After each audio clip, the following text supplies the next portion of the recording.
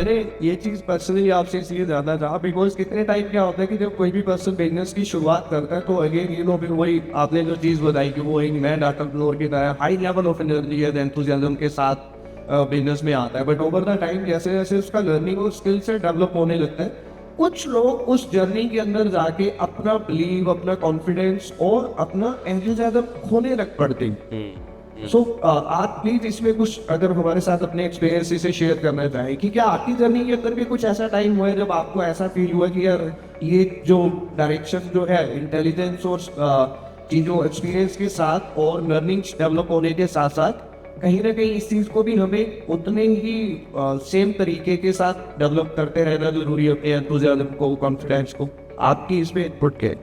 पहले तो thank you very much मैंने क्वेश्चन पूछने के लिए। ये बहुत इंपॉर्टेंट क्वेश्चन है, स्पेशली हर एक एंटरप्रेन्योर के लिए जो भी अपने बिजनेस जर्नी में आगे जा रहे हैं।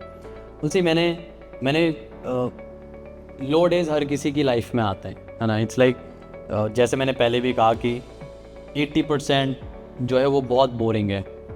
राइट नाउ हम स्टेज पे बैठे हुए हैं, हम बहुत सारे पार्टनर्स हमें देख रहे हैं, ये वो 20% का पार्ट है। बट द रेस्ट ऑफ 80% वो बहुत रिपीटेड है, कि to make sure logistic timely हो रहे नहीं हो रहे हैं, तुम्हारी वेबसाइट सही चल रही नहीं चल रही है, and so many things like that. आज लेट्स से वो ए शॉर्ट के साथ अपनी जर्नी स्टार्ट कर रहा है। मैं ना वापस आके उसी चीज़ पे कहूँगा कि जो रीज़न है ऑफ स्टार्टिंग, उस पे ध्यान देना बहुत ज़रूरी है।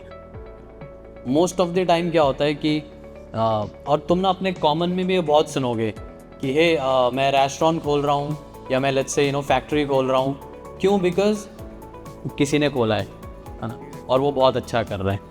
इट्स लाइक दूसरे को देख के अगर मैं अपनी शुरुआत करूँगा तो मैंने एक टाइप से अपना शुरू किया है। तो इसीलिए इससे फ़र्क नहीं पड़ता कि तुमने शुरुआत कैसे किया है, but with time make sure कि तुम अपना क्लियर पर्पस ढूंढो। बिकॉज बिजनेस में वो बिजनेस मूवीज़ की तरह ऊपर नहीं जाने वाला है, एक जन है।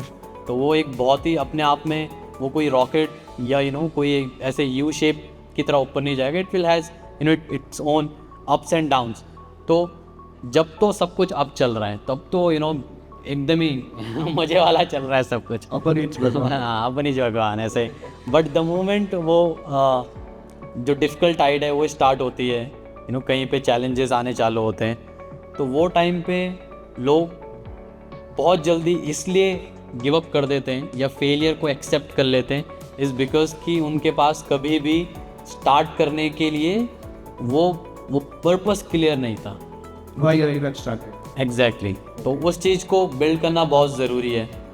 एंड ट्रस्ट मी, अगर जितनी अच्छी क्लैरिटी तुम्हारे पास उस वाई की है, यू विल सी कि इससे फ़र्क नहीं पड़ता कि तुम्हें कितना डिफ़िकल्ट हो रही है जर्नी में। It will always push you कि तुमने क्यों स्टार्ट किया, and it will always push you to go toward that direction only.